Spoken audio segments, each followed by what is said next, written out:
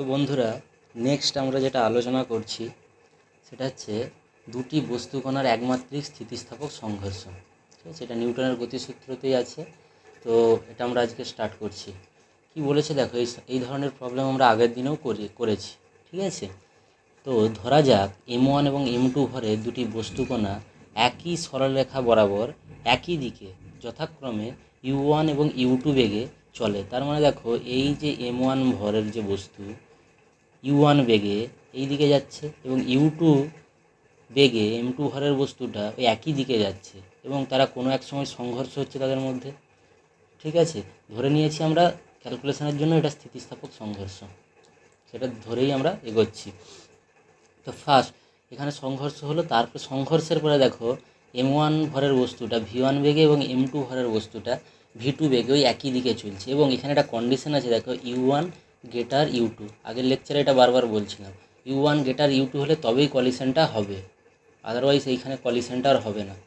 ঠিক আছে, যদি U1 লেস দ্যান U2 হয় তাহলে কলিশনটা কিন্তু হবে না এই দিকে। ওকে, এইবার ভরবেগের সংরক্ষণ সূত্র আমরা কি জানি, যে স্থিতিস্থাপক সংঘর্ষে ভরবেগ এবং গতিশক্তি দুটোই সংরক্ষিত থাকে। মানে ভরবেগের সংরক্ষণ সূত্র অনুসারে কী লিখতে পারি, সংঘর্ষের পূর্বে M1 কোণার ভরবেগ M1U1 প্লাস M2 কোণার ভরবেগ M2U2। ভরবেগ মানে ভর ইন্টু বেগ, তার যে গুণফল সেটাই ভরবেগ, এটা একটা ভেক্টর রাশি। মানে দ্যাট ইজ ইকাল টু সংঘর্ষের পরে M1 কোণার ভরবেগ M1V1, M2 কোণার ভরবেগ M2V2। তার মানে এখান থেকে যদি আমি অ্যাডজাস্ট করি কী হবে, M1টাকে যদি কমন নিই, তার মানে এখানে আছে U1 আর এখানে আছে V1, তার মানে U1 মাইনাস V1। আবার M2টাকে যদি এইদিকে রাখি, এখানে আছে V2, মানে V2 মাইনাস এদিক থেকে যাচ্ছে U2। ঠিক আছে, বস্তুকণা দুটির সংঘর্ষ স্থিতিস্থাপক বলে গতিশক্তিও সংরক্ষিত থাকবে, কারণ আমরা জানি স্থিতিস্থাপক সংঘর্ষে গতিশক্তি এবং ভরবেগ দুটোই সংরক্ষিত থাকে এবং অস্থিতিস্থাপক সংঘর্ষে ভরবেগ সংরক্ষিত থাকে কিন্তু গতিশক্তি সংরক্ষিত থাকে না। তার মানে সংঘর্ষের পূর্বে কণা দুটির মোট গতিশক্তি, তার সংঘর্ষের পরে মোট গতিশক্তি সমান হবে, কনজার্ভ করবে। তার মানে হাফ, আমরা কি জানি যে গতিশক্তিটা হাফ এম ভি স্কোয়ার মানে বেগের স্কোয়ার হয়। তার মানে এখানে দেখো M1 কোণার গতিশক্তি half M U1 square, M2 কোণার গতিশক্তি half M2U2 square. That is equal two সংঘর্ষের পরে কি আছে না M1 V1 স্কোয়ার, M1 কোণা V1 বেগে যাচ্ছে আর M2 কোণা V2 বেগে যাচ্ছে, সেই জন্য হাফ M2V2 স্কোয়ার। এটাকে যদি আমরা কমন নিয়ে নিই M1, তাহলে এদিকে আছে হাফগুলো সব ক্যান্সেল আউট হয়ে যাচ্ছে। এখানে থাকছে U1 square minus V1 square, এখানে হচ্ছে V2 square minus U2 square, sorry V2 square minus V1, এক minute sorry, U1 square minus এটা V2 স্কোয়ার, হ্যাঁ এটা V2 square, V2 sorry U1 square minus V1 square, আর এটা হচ্ছে যে V2 square minus U2 square. ঠিক আছে, এটা কারেকশানটা একটু করে নাও, V2 square minus U2 square, এখানটা V2 square minus U2 square, আর এখানটা হচ্ছে V1, এটা হচ্ছে V1 স্কোয়ার। ঠিক আছে, তাহলে দেখো আমরা যদি 1 নম্বর সমীকরণকে 2 নম্বর সমীকরণ দিয়ে ভাগ করি, বা সরি 2 নম্বর সমীকরণকে 1 নম্বর সমীকরণ দিয়ে ভাগ করি, তাহলে এটা কি আসবে M1 U1 মাইনাস V1, এটা A স্কোয়ার মাইনাস B স্কোয়ারের ফর্মুলা U1 প্লাস V1, এদিকটা এটা আসছে। এটাকে যদি আমি এই ইকুয়েশান দিয়ে 1 নম্বর ইকুয়েশান দিয়ে ভাগ করি কি আসবে M1 U1 মাইনাস V1। দেখো U1 মাইনাস V1টা ক্যান্সেল আউট হচ্ছে, এটা ক্যান্সেল আউট হচ্ছে, পড়ে থাকছে U1 প্লাস V1। দেখো এখানে তাই লেখা আছে U1 প্লাস V1। সিমিলারলি এই দিকটা আমি যদি করি ওই একইভাবে, তাহলে এই দিকটা আসবে V2 প্লাস U2। ঠিক আছে, that is equal to V2 is equal to কী হচ্ছে দেখো U1 plus V1 minus U2। এটা হয়ে গেল আমাদের 3 নম্বর ইকুয়েশান। 1 নম্বর ইকুয়েশানে V2র মানটা বসাই। দেখো 1 নম্বর ইকুয়েশানটা কী ছিল, এটা 1 নম্বর ইকুয়েশান, এখানে আছে M1 into U1 minus V1, তারপরে M1 M1 into U1 minus V1, দেখো M1 into U1 minus V1, M2 into U1 minus V2, minus V2 মানে দেখো মাইনাস V2 মানে এখানটা দেখো এখানে লেখা হয়েছে যেটা সেটা হচ্ছে u1, এটা ক্যালকুলেশন করলেই আসবে। দেখো m1 u1 minus v1 that is equal to m2 into কী ছিল, দেখো v2 মাইনাস u2। v2র ভ্যালুটা বসাবো প্রথমে, u1 plus v1 minus u2, আর কি আছে না minus v2 minus u2, sorry minus u2, তাহলে কী আসছে, that is equal to m2 into u1 plus v1 minus 2u2। দেখো সেটাই লেখা হয়েছে, এটাকে অ্যাডজাস্ট করলে u1 m1 মাইনাস m2, ঠিক আছে। এই যে m1 মাইনাস m2 এদিকে নিয়ে চলে আসা হয়েছে, এইটাকে এই দিকে নিয়ে আসা হয়েছে plus 2u2 m2 that is equal two v1, v1টা দেখো এখানে আছে, তার সাথে কি কি আছে না m2 এখানে আছে, আর তোমার হচ্ছে যে v1-এর সাথে এখানে m1 আছে। এটা অ্যাডজাস্ট করে দেখবে একটু, ঠিক আছে। এটা আসছে, তাহলে মেন যে ইকুয়েশানটা দেখো v1 that is equal two এই m1 প্লাস m2টাকে উভয় পক্ষে ভাগ করে দিয়েছি, তাহলে কি আসছে দেখো m1 minus m2, m1 plus m2 u1 plus 2m2 by m1 plus m2 into u2। এবার বলছে 1 নম্বর সমীকরণে 3 নম্বর সমীকরণ থেকে প্রাপ্ত v1-এর মান যদি বসাই, আগেরটাতে আমরা কি বসিয়েছিলাম, v2-র মান বসিয়েছিলাম, সেই জন্য আমরা v1টা পেয়েছিলাম। এবারে আমরা v1টা বসাবো, তাহলে v2-র মানটা পাবো। এই একইভাবে ক্যালকুলেশন করে v2টা কি আসছে দেখো, m2 minus m1 by m1 plus m2 into u2 plus 2m1 by m1 plus m2 into u1। তার মানে এখানে দেখো 1 নম্বর যে ইন্ডেক্স সেটাকে আমরা 2 নম্বর করলেই আমরা v1 থেকে v2-তে চলে আসতে পারি। দেখো 1 নম্বর ইন্ডেক্সটাকে 2 নম্বর করো, যেখানে v1 ছিল সেটা দেখো v2, যেখানে m1 ছিল সেটা m2, m2 যেখানে ছিল সেটা হচ্ছে m1, ঠিক আছে। দেখো যে এখানে u1 ছিল, এখানে 1টা 2 হয়ে গেছে, নিচে m1 প্লাস m2ই থাকছে, এখানে 2m2 ছিল, এখানে দেখো 2m1 হয়ে গেছে। মানে 1 নম্বর ইন্ডেক্সটাকে 2 নম্বর বা 2 নম্বর ইন্ডেক্সটাকে 1 নম্বর করলেই আমরা একটা থেকে আরেকটাতে চলে যেতে পারবো। নেক্সট দেখো কিছু স্পেশাল কেস আছে, স্পেশাল কেসে কি বলেছে না ফার্স্ট যেটা বলেছে সেটা হচ্ছে কোণা দুটির ভর সমান। কোণা দুটির ভর সমান মানে m1 is equal to m2, তাহলে কী হবে দেখো এখানে যদি বসিয়ে দিই m1 সমান m2, দেখো এই পার্টটা থাকবে না, এই পার্টটা ক্যান্সেল আউট হয়ে যাবে, এটার সাথে এটা কেটে যাবে, আর এখানে m2-র সাথে m1 কেটে যাবে, তার মানে পড়ে থাকবে কি এই পার্টটা। তার মানে m1 প্লাস m2 যদি সমান হয়, তার মানে এটা হয়ে যাবে 2m1, তাহলে এটার সাথে এটা কেটে যাবে।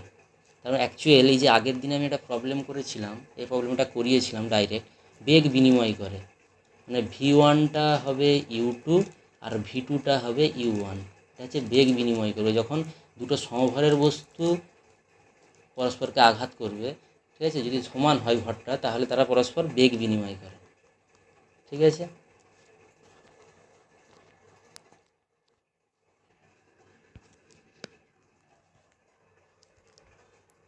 সো এরপরে যেটা আছে দেখো কোণা দুটির ভর সমান, মানে আগের মতোই আছে m1 সমান m2 এবং u2 ইজ ইকুয়াল টু 0, মানে প্রথম কোণাটা দ্বিতীয় কোণাটা হচ্ছে যে স্থির, এই কোণাটা এদিকে যাচ্ছে u1 বেগে, m1 ভরের কোণাটা, এবং এই বস্তুটা স্থির আছে u2 ইজ ইকুয়াল টু 0, এগিয়ে এতে কলিশন করছে।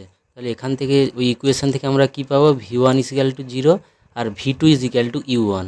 তার মানে কি হবে দেখো এই কোণাটা একে ধাক্কা মারার পর এই স্থানে স্থির রয়ে যাবে, v1 ইজ ইকুয়াল টু 0, এবং যেটা স্থির ছিল দ্বিতীয় কোণাটা সেটা ওই প্রথম যে কোণা বা প্রথম যে গোলক তার বেগ নিয়ে সামনের দিকে এগিয়ে যাবে। এটা ঠিক দুটি যদি বিলিয়ার্ড বলের সংঘর্ষ ধরি আমরা, এই সংঘর্ষটা কিন্তু সেই রকম, মানে এগিয়ে এতে ধাক্কা মারছে, নিজে বসে রয়ে যাচ্ছে এবং অন্যটাকে সেম গতিতে সামনের দিকে এগিয়ে দিচ্ছে দ্বিতীয় ভরের বস্তু কোণাটিকে। তারপরে যেটা বলেছে কোণা দুটির ভর অসমান, মানে m1 not equal to m2, এবং শুরুতে দ্বিতীয় কোণাটি গতিহীন, মানে এখানেও u1 আছে, এইটাও u2টা 0, ঠিক আছে। এইটা স্থির এবং এইটা গিয়ে আঘাত করছে ওতে, মানে এটা ঠিক গ্রামের স্ট্রাইকারের মতো, মানে স্ট্রাইকার গিয়ে আঘাত করছে গুটিটাতে, আমাদের যে গুটিগুলো থাকে স্ট্রাইকার গিয়ে আঘাত করছে, এবং দুটোর ভর আলাদা, গুটির ভর আলাদা এবং স্ট্রাইকারের ভর আলাদা। তো এটা ক্যালকুলেশন করলে দেখো v1 v2 দুটোই আছে। তার মধ্যে দেখো আমরা যখন ক্যারাম খেলি তখন কি হয় না, আমাদের স্ট্রাইকারটা গুটিটাকে কলিশন করার পর স্ট্রাইকারটাও কিন্তু এগিয়ে যায় এবং গুটিটাও কোনো একটা দিকে এগিয়ে যাচ্ছে, ঠিক আছে। তারপরে যেটা বলেছে প্রথম কণাটি অত্যন্ত ভারী এবং শুরুতে দ্বিতীয় কণাটি গতিহীন, মানে এই কণাটা স্থির আছে, প্রথম কণাটি অত্যন্ত ভারী মানে অনেক বড়, কারণ এইটা গিয়ে যখন এতে আঘাত লাগবে তখন কি হবে দেখো, M1 মাইনাস M2 সেটাকে আমরা M1ই ধরতে পারি, কারণটা কি M1টা অনেক বড়, আর M1 প্লাস M2টাকেও M1 ধরতে পারি। এটাকে ক্যালকুলেশন করলে আসছে দেখো V1 nearly equal to U1, মানে এই বড় কোণাটা যে বেগ নিয়ে যাবে সংঘর্ষের পরে এই কোণাটা সেই বেগটা পেয়ে যাবে। এবং সরি, মানে ফার্স্ট যে কোণাটা মানে এই যে কোণাটা বা এই যে বস্তুটা এ কী করছে দেখো V1 মানে U1, মানে ওর যা বেগ ছিল ও সেই বেগেই যেতে থাকবে, এবং সেকেন্ড যেটা ছিল সে দ্বিগুণ বেগে সামনের দিকে এগিয়ে যাবে। মানে এই কোণাটা যদি এইটাকে গিয়ে ধাক্কা মারে কি হচ্ছে না, বড় বস্তুটা যে বেগে সামনের দিকে যাচ্ছিল সেই বেগেই এগোতে থাকে, এবং ছোট বস্তু কোণাটা দ্বিগুণ বেগে এগিয়ে যায়, এবং সব থেকে এই দ্বিগুণ বেগেই বেশি হতে পারে, মানে এর থেকে বেশি বেগ আর সম্ভব না। ঠিক আছে, 2U1 এই বেগটার থেকে বেশি বেগ দেওয়া সম্ভব নয় কোনো কোণাকে। দ্বিতীয় কোণাটি অত্যন্ত ভারী এবং শুরুতে গতিহীন। দ্বিতীয় কোণাটি অত্যন্ত ভারী মানে M2 greater very very greater M1, মানে আগে যে কেসটা করেছি তার উল্টোটা, মানে জাস্ট এইটা স্থির, এদিক থেকে ছোট্ট একটা ভর তাকে গিয়ে আঘাত করছে। তাহলে কি হবে, এই ছোট ভরটা ক্যালকুলেশন করে দেখতে পাবো এই যে বস্তুটা এটা এখানেই স্থির রয়ে যাবে, কারণ একে কিছুই চেঞ্জ করতে পারবে না, বরং এর সাথে কলিশন করার পর ব্যাকে চলে আসবে। ঠিক আছে, দেখো V1 is equal two minus U1, মানে এই বস্তুটা যে বেগ নিয়ে সামনের দিকে এগোচ্ছিল সেই বেগ নিয়েই পেছনের দিকে চলে যাবে, আর এ যেমন স্থির আছে তেমন স্থিরই থাকবে এক জায়গায়। ঠিক আছে, নেক্সট যেটা দেখো বলেছে স্থির অনুভূমিক তলের সঙ্গে পতনশীল বস্তুর সংঘর্ষ। এটাও ব্যাপারটা খুব ভালো করে বুঝবে। ধরো একটা কোনো তল আছে বা মেঝে, আমরা এখান থেকে একটা ক্যাম্বিস বল বা টেনিস বল ছেড়ে দিলাম, তারপরে টেনিস বলটা এখানে এসে ড্রপ খাচ্ছে, তারপরে কি হবে না আর একটু কম উচ্চতায় উঠবে, মানে সাপোজ তারপরের বারে এরকম জায়গায় এলো, এতটা হলো, তারপরের বারে কী হলো, তারপরের বারে এতটা উচ্চতায় উঠলো, তারপরের বারে এতটা উচ্চতায় উঠলো, এই করতে করতে বলটা কী হবে গ্রাউন্ডে থেমে যাবে। এটাই তো হয়। তার মানে দেখো এর হাইটটা ক্রমশ কমতে থাকছে। ঠিক আছে, তার কারণটা কি না, মেঝের সাথে যে সংঘর্ষ সেটা টোটালি এলাস্টিক নয় বা স্থিতিস্থাপক নয়। যদি স্থিতিস্থাপক হতো, পূর্ণ স্থিতিস্থাপক, তাহলে কিন্তু বারবার একই উচ্চতায় উঠতো, বারবার প্রত্যেকটা বল একই উচ্চতায় উঠতো এবং তারা কখনো থামতো না। তার মানে মেঝের সাথে তার যে ইনইলাস্টিক কলিশন তার জন্য বেগগুলো ক্রমশ কমতে থাকছে উপরের দিকে। তার মানে দেখো ফার্স্ট যেটা নামলো সেটা ধরে নিয়েছি এইচ উচ্চতা থেকে নেমেছে, দ্বিতীয়বারে দেখো আবার যখন একবার কী হচ্ছে উঠছে আবার একবার নামছে, এই কেসটাতেও আবার যখন ড্রপ খাচ্ছে তখন ড্রপ খেয়ে উঠছে আবার নামছে, ফার্স্ট কেসে কিন্তু শুধুমাত্র নেমেছে। ঠিক আছে, এই জিনিসটা আমার দিকে খেয়াল রাখতে হবে। দেখো এখানে যেটা বলেছে এইচ উচ্চতা থেকে ছাড়া হয়েছে, তাহলে কী হবে v square is equal to u square plus 2GH। দেখো প্রাথমিক বেগটা 0, মানে এই পজিশানে আমরা স্থির অবস্থা থেকে ছাড়ছি, তাহলে ভি ইজিক্যাল টু √2GH। এবার আগের দিনে যেটা বলেছিলাম ই মানে সংঘাত গুণাঙ্ক বা কোএফিসিয়েন্ট অফ রেস্টিটিউশন, সেটা হচ্ছে কি না সংঘর্ষের পরে দূরে যাওয়ার বেগ মানে অপসারণ বেগ বাই সংঘর্ষের পূর্বে আগমন বেগ। ঠিক আছে, তো যখন এই মেঝের থেকে বলটা ফার্স্ট টাইম উঠছে তখন ই ইজিক্যাল টু অপসারণ বেগটা কত হবে আমরা সেটা বার করছি, আমরা জানতে চাইছি যে অপসারণ বেগ কত হবে, তাহলে বাই আগমন বেগ, তার আগমন বেগ কত ছিল দেখো এখানে, দেখো ভি বেগে আসছিল, ভালো করে লক্ষ্য করো। তার মানে অপসারণ বেগ মানে একবার ফার্স্ট টাইম ধাক্কা খাওয়ার পর বলটা ইভি বেগে যেতে থাকবে, কারণ এটাই অপসারণ বেগ। তাহলে দেখো এই মুহূর্তে মানে প্রথমবার ধাক্কা খেয়ে উঠছে, মানে আমি সেকেন্ড কেসটার ক্ষেত্রে বলছি। ঠিক আছে, আমি সেকেন্ড কেসটার ক্ষেত্রে বলছি, মানে এই কেসটা দেখো এইখানে এই যে উঠছে, এই কেসটার ক্ষেত্রে দেখো যখন ভূমির সঙ্গে কন্ট্যাক্ট হচ্ছে তখন হচ্ছে কি না ইভি, ঠিক আছে, তখনই তার বেগ ইভি বেগে উঠছে এবং সর্বোচ্চ উচ্চতায় এইখানে আবার স্থির হয়ে আবার নিচের দিকে আসছে। তারপরে সেটাই করেছি দেখো v square is equal to u square minus 2GH। ঠিক আছে, তাহলে দেখো ভিটা 0, মানে একদম টপ পয়েন্টে ইভি স্কোয়ার মাইনাস 2GH, এটাকে ক্যালকুলেশন করলে আসছে দেখো এখানে ভি স্কোয়ার মানটা বসিয়ে দিয়েছি স্কোয়ার ইন্টু এইচ। সংঘাতটি যদি স্থিতিস্থাপক হয়ে যায় তাহলে দেখো এখানে কি এসছে h is equal to square into h. তার মানে সংঘাত যদি স্থিতিস্থাপক হয় ইটা 1, তার মানে H is equal to small H. তার মানে কি দেখো, মানে যেই উচ্চতা থেকে নেমেছিল, দেখো এটা হচ্ছে স্মল এইচ, যেই উচ্চতা থেকে নেমেছিল ক্যাপিটাল এইচটা একই উচ্চতায় উঠে যাবে, দুটো সমান হয়ে যাবে যদি স্থিতিস্থাপক সংঘর্ষ হয়। কিন্তু এটা স্থিতিস্থাপক সংঘর্ষ নয়, তার মানে ওই জন্য গোলকটি আর এইচ উচ্চতা পর্যন্ত উঠতে পারছে না, তার থেকে কম উচ্চতায় উঠবে। এই যে ইটা কি, ইটা 1-এর থেকে কম, 0-এর থেকে বড়, আংশিক স্থিতিস্থাপক। ঠিক আছে,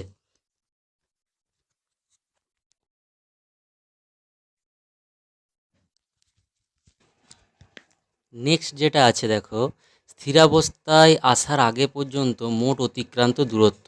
তার মানে দেখো ফার্স্ট টাইম যখন বলটা নিচের দিকে নামছে তখন এইচ দূরত্ব অতিক্রম করছে, সেটা আমরা ক্যালকুলেট করেছি এখানে, বা সেটা ক্যালকুলেট করার দরকার নেই, আমরা ক্যাপিটাল এইচটা ক্যালকুলেট করেছি, মানে দ্বিতীয়বার যতটা উঠবে, আবার তৃতীয়বার যতটা উঠবে সেটা ক্যালকুলেট করব, চতুর্থবার এরকম করে যতবার ও উঠবে নামবে আমরা এইচটাকে ক্যালকুলেট করব। ঠিক আছে, তো এখানে আমি সরিয়ে এঁকেছি তোমাদের বোঝার জন্য। বলটা কিন্তু একটা পয়েন্টেই উঠছে নামছে, মানে এই অবস্থা থেকে আবার এখানে উঠছে, পরের বারে আবার ধাক্কা খাচ্ছে, আবার গিয়ে এখানে উঠছে, এইভাবে।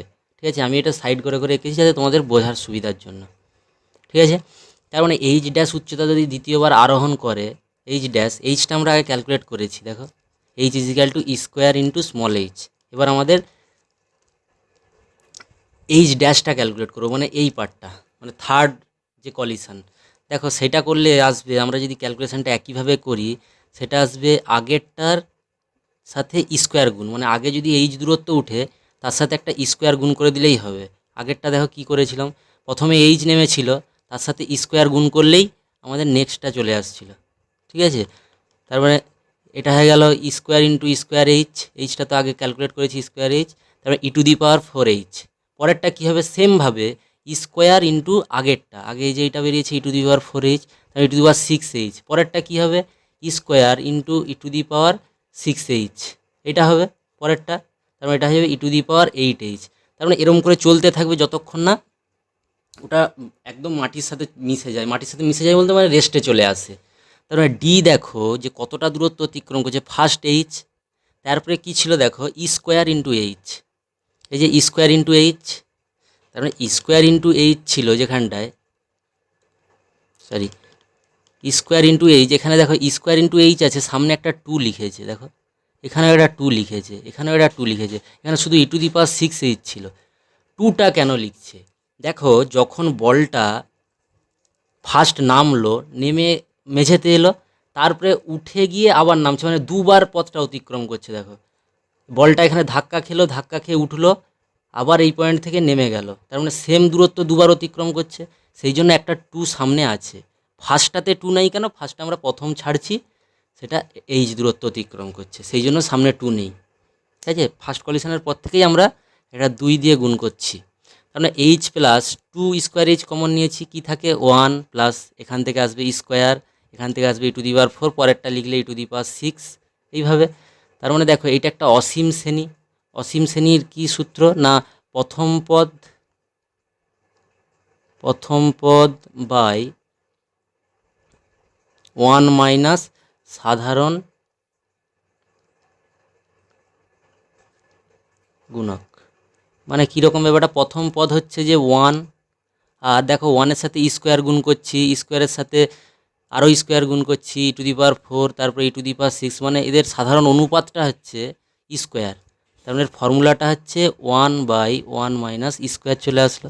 তোমরা অসীম শ্রেণীতে এটা পড়বে, এটা একটা ফর্মুলা। ঠিক আছে, তাহলে দেখো এইচ যদি কমন নেই, এইচ কমন নিলে কী আসছে 1 plus 2 square by 1 minus square, এটাকে ক্যালকুলেশন করলে আসছে d is equal to h into 1 plus square by 1 minus square. এই ফর্মুলাটা তোমরা যদি মনে রাখো তাহলে ডাইরেক্ট কিন্তু তোমাদের নিটে এই ধরনের প্রশ্ন কিন্তু আসে। ওখানে এইচের ভ্যালুটা তোমাকে দিয়ে দেবে, ফার্স্ট কত উচ্চতা থেকে ছাড়ছি, এবং এর ভ্যালুটা সাপ্লাই করে দেবে, তোমাকে বলতে হবে ওটা স্থিরাবস্থায় আসার আগে পর্যন্ত কত দূরত্ব অতিক্রম করছে। ঠিক আছে, এবং এই যে পদ্ধতি জানো তো, এটা হচ্ছে যে ইটাকে ক্যালকুলেট করা, মানে একটা তলের সাথে আর একটা তলের, মানে একটা বল সাপোজ একটা তলে আঘাত হচ্ছে বা কলিশন করছে, তো তার যে কোএফিসিয়েন্ট অফ রেস্টিটিউশন বা সংঘাত গুণাঙ্ক, সেটা কিন্তু এখান থেকেই পাওয়া যায়। দেখো আমি যদি একটা বলকে ছেড়ে দিই, এখান থেকে কী আসছে দেখো, এইচ এই ইকুয়েশানটা দেখো, H is equal to square H, তার মানে E is equal to root over H by H. তার মানে এইচটা আমি আগের থেকে জানি যে আমি কত হাইট থেকে বলটাকে ছাড়ছি, এবং সেকেন্ড টাইম বলটা কত হাইটে উঠছে, মানে এই পজিশানটা যদি আমি স্কেল দিয়ে মেপে নিই যে কত হাইট পর্যন্ত উঠলো, দুটা রেশিও করে আমরা যদি রুট ওভার করে দিই তাহলেই তো ইটা পেয়ে যাব। তার মানে এটা একটা প্র্যাকটিক্যাল পদ্ধতি ইটাকে ক্যালকুলেট করার জন্য। প্রত্যেকবার সেম হাইটে উঠবে এমনটা নয়, যেভাবে পড়বে সেভাবে, তারপরে এভারেজ নিয়ে নেব আমরা, ইয়ের এভারেজ নিয়ে নেব, ঠিক আছে। অনেকগুলো ক্যালকুলেশন এভাবে করব, শেষে ইয়ের এভারেজ নিয়ে নিলে আমরা মোটামুটি ইটা পেয়ে যেতে পারি এখান থেকে। পরেরটা কী বলেছে দেখো, স্থিরাবস্থায় আসার আগে পর্যন্ত মোট অতিবাহিত সময়। তারপরে এই উচ্চতা থেকে নেমে টি সময়ে প্রথম সংঘাত ঘটলে, ফার্স্ট যে সংঘাত মানে জাস্ট এখান থেকে নেমে এখানে এলো, এটা যদি টি হয়, তার মানে কী হবে, h is equal to ut plus half g t square. এখানে তো প্রাথমিক বেগটা জিরো, মানে এখানে যখন স্থির ছিল, তার মানে ইউটা জিরো, তারপর T is equal to root over two H by G. পরের সংঘাতটা কীরকম, এখানে সংঘাত হলো, এখান পর্যন্ত উঠলো, আবার নামলো, টোটালটা মানে ওঠা নামা দুটোই, পরেরগুলোতে ওঠা নামা দুটোই। তবে সেকেন্ড কলিশনের পর, ফার্স্ট কলিশনের পর যে ওঠা নামা দেখো, সেটাতে সময় লাগছে টি, টোটাল উঠতে নামতে দুটোতে, ঠিক আছে। কেননা প্রথম ও দ্বিতীয় সংঘাতের মধ্যবর্তী সময় যদি টি হয়, মানে এখানে ফার্স্ট টাইম পড়লো, কলিশন হলো, এটা ফার্স্ট কলিশন, এখান থেকে আবার এতটা উঠলো, এখানে উঠলো, আবার নেমে আবার একটা কলিশন, মানে সেকেন্ড কলিশন। তারপরে কি ওঠা নামার টাইমটা হচ্ছে ক্যাপিটাল টি। এখানে ওই একই ফর্মুলা বসিয়েছে, এখানে হচ্ছে s is equal to ut minus half g t square, এটা ক্যাপিটাল টি, ঠিক আছে। এসটাকে জিরো বসিয়েছে কেন, দেখো বলটা এখানে ধাক্কা দেওয়ার পর উঠেছে আবার নেমেছে, তার মানে এই পথে গেছে আবার এই পথে নেমে চলে এসছে, তার মানে জিরো, তার সরণটা জিরো, সেই জন্য এখানে জিরো লেখা হয়েছে। তো এটাকে ক্যালকুলেশন করেছে দেখো, T is equal to two E V by G, two E by জিটাকে বাইরে রেখেছে, ভি এর ভ্যালুটা আগেই ক্যালকুলেট করা আছে 1 নম্বর সমীকরণে, এটা আসছে। এটা হয়ে গেল সেকেন্ড কলিশনটা, মানে এই পার্টটা। এবারে থার্ড কলিশনে যাচ্ছি। থার্ড কলিশনে ওই একইভাবে ক্যালকুলেশন করি, যদি টি ড্যাশ হয় সেটা আসে two E square root over two H by G. তার মানে পরেরটা কী আসবে, আমি যদি টি ডবল ড্যাশটা ক্যালকুলেট করি, মানে 3 নম্বর মানে সংঘাত এবং চতুর্থ সংঘাত, তাহলে কী হবে দেখো, কম্পেয়ার করে দেখো, একটা করে স্কোয়ার গুণ করলেই হয়ে যাচ্ছে, তার মানে এটা আসবে two E cube root over two H by G. তাহলে গোলকটি স্থিরাবস্থায় আসার আগে মোট যে সময় নেবে তা কী করেছি, two H by G plus two E root over two H by G, two square, তারপরে যদি আমি লিখি তারপরে টার্মটা হবে two E cube two H by G, এটা। আর এখানে দেখো, এখানে হচ্ছে যে 2 দিয়ে গুণ করতে হচ্ছে না এক্সট্রা করে, কারণ আমি ওঠা নামা দুটো সময়কেই টোটাল টি ধরেছি, ক্যাপিটাল টি, ঠিক আছে। দেখো এটা কমন নিলে আসছে 1 প্লাস টু ই প্লাস টু স্কোয়ার, তার মানে এখানে দেখো কত গুণ করলে পেয়ে যাচ্ছি আমরা। আচ্ছা, এখানে 1টাকে রেখেছি, তারপরে কমন নিয়েছি টু ই, তার মানে এখান থেকে টু ই কমন নিলে 1, এখান থেকে আসে ই, তারপর এটা থেকে আসে স্কোয়ার, এইভাবে। তাহলে দেখো 1 প্লাস, এখানে দেখো এইটা হচ্ছে অসীম শ্রেণীতে পড়ে গেছে এই সিরিজটা, তার মানে কী হচ্ছে এই সিরিজটা, ফার্স্ট পদ 1 বাই 1 মাইনাস, দেখো পরস্পর ই গুণ করলে আসছে, তার মানে 1 মাইনাস ই, তার মানে দেখো সামনে 2 ই ছিল, তার মানে কী হচ্ছে 1 plus two E by 1 minus E. তারপর এটা ক্যালকুলেট করলে আসছে root over two H by G is equal to 1 plus E by 1 minus E. তারপর টাইমটা এটা লাগছে, এটা কিন্তু ডাইরেক্ট তোমরা সূত্রটা মনে রাখবে, এটা তোমাদের নিটে কিন্তু প্রবলেম আসে, ঠিক আছে। ডাইরেক্ট তোমরা এটা বসিয়ে দিলেই, ভ্যালুটা বসিয়ে দিলেই পেয়ে যাবে। ওকে, নেক্সট যেটা আছে দেখো, সেটা হচ্ছে তোমাদের অনুভূমিক তল দ্বারা প্রযুক্ত বলের ঘাত। তো অনুভূমিক তল দ্বারা প্রযুক্ত বলের ঘাত মানে গোলকের ভরবেগের পরিবর্তন আমরা জানি, বলের ঘাত মানে ভরবেগের পরিবর্তন। তাহলে প্রথমে দেখো ভরবেগ কত ছিল, প্রথমে ভি বেগে নাম ছিল, পরের বারে যখন উঠেছে তখন ই ভি বেগে উঠেছে, ঠিক আছে। তার পরের বারে যখন উঠেছে তখন ই স্কোয়ার ভি বেগে উঠেছে, পরপর তো এইভাবে যাচ্ছে। তার মানে দেখো ফার্স্ট এম ছিল, তার মানে এটা হচ্ছে এম ভি, আর পরেরটাতে কি হয়ে গেছে এম ইন্টু ইভি। তার মানে কী ভরবেগের পরিবর্তন কতটা হলো না, এম ইন্টু লাস্টের ভরবেগ হচ্ছে E into V minus of minus V. দেখো যেহেতু ভরবেগ ভেক্টর রাশি, সেই জন্য মাইনাস ও মাইনাস ভি করেছি, কারণ দেখো এইটা এইদিকে, এইটা উল্টো দিকে, তার মানে ভেক্টরের যোগ করতে হলে আমার দিকে এইভাবে করতে হবে। That is equal to m v into 1 + e, তার মানে ভি এর জায়গায় যদি ভ্যালুটা বসিয়ে দিই √2gh, √2gh 1 + ই। সংঘর্ষের ফলে গতিশক্তির কতটা হ্রাস হচ্ছে দেখো,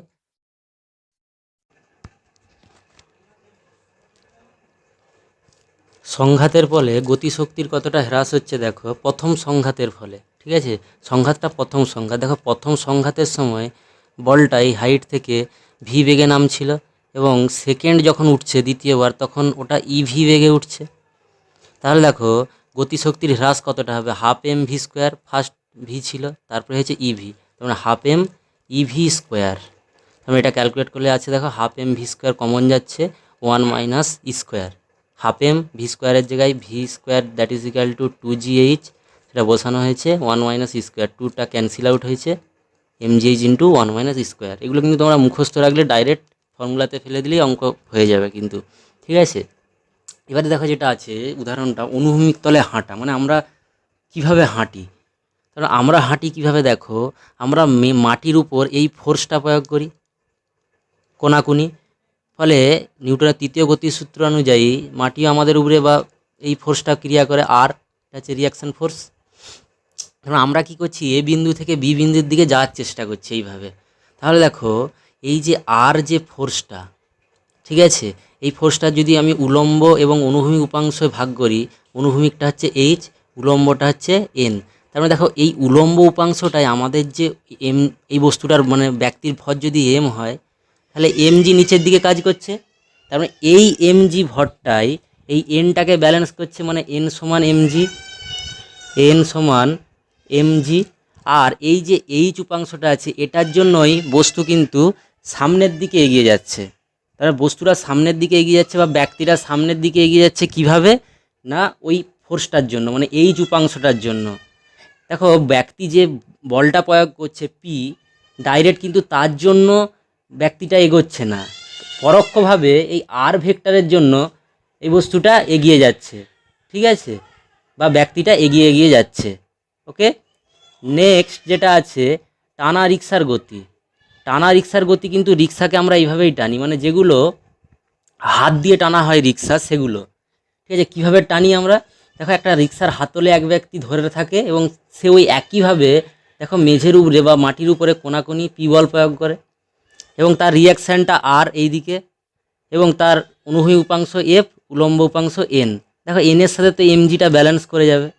এবং এখানে আরেকটা জিনিস দেখো, ব্যক্তিটা হাতলের উপর, আমাদের যে রিক্সা আছে রিক্সার হাতলের উপর টি বল প্রয়োগ করেছে, তাহলে রিক্সার হাতলটাও ব্যক্তিটার উপরে টি বল প্রয়োগ করবে। তাহলে দেখো সামনের দিকে লোকটির উপর প্রযুক্ত বলের লব্ধি, মানে লোকটির উপর কি কি বল আছে, সামনের দিকে আছে এফ, পেছন দিকে আছে টি, তার মানে এফ মাইনাস টি। এবং রিক্সার উপরে কি আছে দেখো, রিক্সার উপরে ব্যক্তিটি যে বল প্রয়োগ করছে সেটা হচ্ছে টি সামনের দিকে এবং পেছনের দিকে কিন্তু ঘর্ষণ বল আছে, ঘর্ষণ বল। কারণ মেঝের সাথে মানে আমাদের যে অনুভূমিক ভূমির সাথে রিক্সার যে চাকা তার কন্ট্যাক্ট আছে, সেই জায়গাটায় ঘর্ষণ ফোর্স উল্টোর দিকে কাজ করছে। তার সামনের দিকে টি, পেছনের দিকে এফ ড্যাশ, তার মানে টি মাইনাস এফ ড্যাশ হচ্ছে সামনের দিকে লব্ধি। এবারে এ ত্বরণে যদি সামনের দিকে যায় এবং m1 যদি লোকটির ভর হয়, m2 যদি রিক্সার ভর হয়, তাহলে দেখো লোকটির ক্ষেত্রে হচ্ছে m minus T m1 into A, এটা কিন্তু ত্বরণ, লোকটারও যা ত্বরণ রিক্সারও সেই একই ত্বরণে এগিয়ে যাবে। ঠিক আছে, আর T minus F dash that is equal to m2 into A, এটা রিক্সার ক্ষেত্রে। তার মানে দেখো দুজনের এটাই সমান। তার আমি যদি এখান থেকে লিখি m minus T by m1 that is equal to T minus F dash by m2, সবসময় কিন্তু এইটাকে ভ্যালিড করে করে যাবে, মানে এটাকে মেনে মেনে চলবে, তবেই কিন্তু রিক্সার সাথে লোক মানে যে ব্যক্তি রিক্সা টানছে তার অ্যাডজাস্টমেন্ট থাকবে, নইলে কিন্তু একে অন্যের উপরে উঠে যেতে পারে, কখনো রিক্সা ব্যক্তির উপরে উঠে যাবে, কখন ব্যক্তি রিক্সার উপরে উঠে যেতে পারে। কারণ এটা হয় না, কারণ এই দুটো ফোর্স পরস্পরকে ব্যালেন্স করে চলে সবসময়। দেখো এই ইকুয়েশান এবং এই ইকুয়েশান দুটো যোগ করেছি, যোগ করতে কী এসছে দেখো m minus F dash that is equal to a into m1 plus m2, তার মানে এটা কত হচ্ছে F minus F dash by m1 plus m2। এইবার দেখো এই যে আমরা ত্বরণটা সৃষ্টি করছি রিক্সাতে, সেটা কিন্তু শুধুমাত্র M1 বা শুধুমাত্র M2 উপরে নির্ভর করে না, এটা M1 প্লাস M2 তাদের যে যোগফল তার উপর নির্ভর করে। এবার এফটা যদি গেটার এফ ড্যাশ হয় তাহলে কি হবে, তাহলে রিক্সার ত্বরণ থাকবে, মানে এটা পজিটিভ, তার মানে রিক্সার ত্বরণ থাকছে। এবার টিটা যদি এরকম হয়, দেখো টিটা এফ ড্যাশ এবং এফ, মানে এফের থেকে বড় এফ ড্যাশের থেকে ছোট, তাহলে কি হচ্ছে দেখো এই ইকুয়েশানটা যদি আমরা দেখি, তার মানে এফটা বড় এফ ড্যাশটা ছোট, তার মানে এই ইকুয়েশানটা যদি দেখো তাহলে কি থাকবে না, এটা গতির প্রারম্ভে, মানে যখন শুরু হচ্ছে রিক্সার গতিটা তখন কিন্তু এই রকম, মানে ঘর্ষণ বলের থেকে এফটা বেশি, তার মানে টি এর থেকে এটা বেশি। আর যদি এফ সমান টি সমান এফ ড্যাশড হয় তাহলে কি হবে দেখো, এ ইজিক্যাল টু 0 হয়ে যাবে, তার মানে ভি ইজিক্যাল টু ধ্রুবক, তার মানে সমবেগে চলতে থাকবে, ঠিক আছে। আর যদি এরকমটা হয় F less than F dash, মানে এফ ড্যাশটা যদি বেশি হয় তাহলে কি হবে দেখো এখানটায়, তার মানে এটা কি হবে নেগেটিভ হয়ে যাবে, তার মানে রিক্সাটি আদেও গতিশীল হবে না, কারণ এখানে দেখো ঘর্ষণ বলটা আমাদের প্রযুক্ত বলের থেকে বেশি হয়ে গেছে, ঠিক আছে। তাহলে ঘর্ষণ বল যতক্ষণ বেশি থাকছে ততক্ষণ গতিশীল হচ্ছে না সিস্টেমটা। নেক্সট যেটা বলেছে দেখো, কিছু অঙ্ক সমাধান করার পদ্ধতি এখানে বলা আছে। দেখো এখানে যে জিনিসগুলো আমাদেরকে মনে রাখতে হবে, এখান সিলিং থেকে একটা বস্তু ঝুলছে, এ বস্তুটা, তার মানে সিলিংয়ের দিকে টানটা সবসময় কাজ করবে towards the fixed point. Fixed পয়েন্টটা কোথায় দেখো, এইখানে ফিক্সড পয়েন্ট, তারপর সবসময় টুয়ার্ডস দ্য ফিক্সড পয়েন্ট। আর এই বস্তুর ওয়েটটা নিচের দিকে W is equal to M into G কাজ করবে। এটা বস্তুটার উপরে কী কী ফোর্স আছে, বস্তুটার উপরে ফোর্স আছে দেখো টি ইজিক্যাল টু এম জি, এর বেশি ফোর্স নেই। নেক্সট যে ছবিটা আছে দেখো, এইদিকে T1 কাজ করছে, এদিকে T2, সি একটা বস্তু, সি ওখানে একটা বস্তু আছে, তার মানে টুয়ার্ডস দ্য ফিক্সড পয়েন্ট মানে কোন দিকে, এই দিকে টানটা, তার মানে এদিকে টান থাকলে তার প্রতিক্রিয়া হিসেবে এই দিকেও টান থাকবে, আর নিচের দিকে ডব্লু। তাহলে এটা একটা জটিল সিস্টেম হয়ে গেল। এটাকে কিভাবে করতে হয় দেখো, দুভাগে ভাগ করে নেওয়া যায় এটাকে। ফার্স্ট পার্টটা দেখো এই বক্সটা, সেকেন্ড পার্টটা এই বক্সটা, তার মানে আমি আগে সিস্টেমটা ঠিক করবো বা আমার সংস্থাটা কোনটা। আমি কিন্তু সমস্তটাকে একসাথে জড়িয়ে ফেলে আগের দিনেও সেম উদাহরণ আমি দিয়েছিলাম যে কীভাবে আমাকে সিস্টেমটা ধরতে হয়। ফার্স্ট আমি চুজ করলাম আমি সি বিন্দুতে কী কী বল আছে আমি ক্যালকুলেশন করবো। দেখো সি বিন্দুতে কী বল আছে, এইদিকে T1, সরি এদিকে T2, এদিকে T1, নিচের দিকে T3। তাহলে এগুলো আমি ব্যালেন্স করব, উলম্ব উপাংশ ভাঙবো, অনুভূমি উপাংশ ভাঙবো, দিয়ে নিউটনের সেকেন্ড ল কিন্তু আমরা কাজে লাগাবো, F is equal to M A, এটা কাজে লাগাবো। আবার আমি যদি বি বস্তুর ক্ষেত্রে ধরি, দেখো তার ওপরের দিকে তার উপরে T3 ফোর্স আছে, নিচের দিকে ডব্লু আছে। তারপর আমাকে সিস্টেমটা আগে চুজ করতে হবে, তারপরে তার একটা ফ্রি বডি ডায়াগ্রাম বা মুক্ত চিত্র আঁকবো, ঠিক আছে। তারপরে আমি নিউটনের দ্বিতীয় সূত্রটা অ্যাপ্লাই করব, বোঝা গেল। আচ্ছা, নেক্সট যেটা আছে মসৃণ কপিকলের মাধ্যমে অনুভূমিক গতি, এটা কীরকম ব্যাপারটা দেখি। এখানে দেখো এ একটা বস্তু, তার ভর হচ্ছে স্মল এম, এবং তার সাথে একটা কপিকল দিয়ে একটা সুতো দিয়ে একটা বস্তুকে ঝুলি দিয়ে আছে বি বস্তু, যার ভরটা হচ্ছে ক্যাপিটাল এম। তার মানে এখানে আমাকে সিস্টেমটা আগে ঠিক করতে হবে, এবং পুরো সংস্থাটা দেখো বলে দিয়েছে এ ত্বরণে নিচে নামছে, ঠিক আছে। তাহলে দেখো আমি যদি এটাকে একটা সিস্টেম ধরি, তাহলে তার উপরে কী ফোর্স আছে, ফোর্স সব সময় বা টানটা টুয়ার্ডস দ্য পুলি। দেখো এখানে ওই যে পুলি আছে, এখানে পুলিটা, তার দিকে সবসময় টানটা কাজ করবে। তার মানে দেখো এই দিকে হচ্ছে টি আছে এবং ওই দিকেই এম এ আছে, তার মানে টি is equal to M A. Next B যখন সংস্থা, তার উপরে কী ফোর্স আছে দেখো এমজি আছে, তারপরে এমজি উপরের দিকে টি, তার মানে এমজি মাইনাস টি, এই ফোর্সটার জন্যই তো এই সংস্থাটা, তার মাস মানে বি এর মাস ইন্টু এ, এই ত্বরণে নামছে। দুজনেরই ত্বরণ এ, এটা কিন্তু লক্ষ্য করবে, এটা হচ্ছে সুষম ত্বরণ। তার কারণটা কি, এখানে কিছু কন্ডিশান আছে। এই সুতোটা যেটা ইউজ করছি এটাকে অপ্রসার্য হতে হবে, মানে টানলে বাড়ে না এরকম, বা বল প্রয়োগ করলে বাড়ে না, নন এক্সটেন্সেবল, নন এক্সটেন্সিবল, ঠিক আছে। এবং এই যে এ বস্তুর সঙ্গে এই যে কন্ট্যাক্ট মেঝের, এটা কিন্তু মসৃণ তলটা, ঠিক আছে, এবং সুতোটা ভারহীন, এবং যে কপি কলটা ইউজ করছি সেটাও মসৃণ এবং ভারহীন, ঠিক আছে। এই কন্ডিশনগুলো এখানে আছে। তার মানে দেখো mg মাইনাস টিটা এম এ, ঠিক আছে। তারপর আমি 1 নম্বর আর 2 নম্বর সমীকরণ অ্যাড করছি, কি আসছে, mg is equal to small M plus capital M into A, তবে A is equal to capital M by small M plus capital M into G. তার মানে দেখো সবসময় M by M plus M এটা less than 1, তার মানে এটা less than জি। তার মানে কখনোই ত্বরণটা মানে সিস্টেমের ত্বরণটা জি এর থেকে বেশি হতে পারে না, সবসময় জি এর থেকে কম, ঠিক আছে, মানে অভিকর্ষ ত্বরণের থেকে কম। নেক্সট যেটা দেখো টি, আমি যদি টি এ বসাই, T is equal to small M into A, তারপরে T is equal to small M into A. এর ভ্যালুটা আমরা ক্যালকুলেট করেছি দেখো উপরে, এই যে এটা এখানে দেখো বসিয়ে দিয়েছি। দিতে কি এসেছে, এরকম একটা ইকুয়েশান এসেছে। কীভাবে এসেছে না, আমরা স্মল এম দিয়ে উপর নিচে ভাগ করে দিয়েছি। এবার ও M by 1 plus M by M, এইটা তো সবসময়ই নিচেরটা তো 1-এর থেকে বড়, তার মানে এইটা ক্যাপিটাল এমের থেকে ছোট, তার মানে টানটা সবসময় ক্যাপিটাল এম ইন্টু জি এর থেকে ছোট, T less than M capital M into G. তার মানে ক্যাপিটাল এম ইন্টু জি হচ্ছে বি বস্তুর ওজন, তার মানে দেখো টানটা কখনোই বি বস্তুর ওজনের থেকে বেশি হবে না, ঠিক আছে। নেক্সট যেটা আছে মসৃণ কপিকলের মাধ্যমে উলম্ব গতি, এখানেও কিন্তু এই কপিকলটা মসৃণ এবং ভারহীন ধরে নেওয়া হয়। টানটা দেখো সবসময় টুয়ার্ডস দ্য পুলি, এবং এখানে দেখো সংস্থাটা, পুরো সংস্থাটাই কিন্তু এ ত্বরণে এই দিক থেকে এই দিকে যাচ্ছে, ঠিক আছে।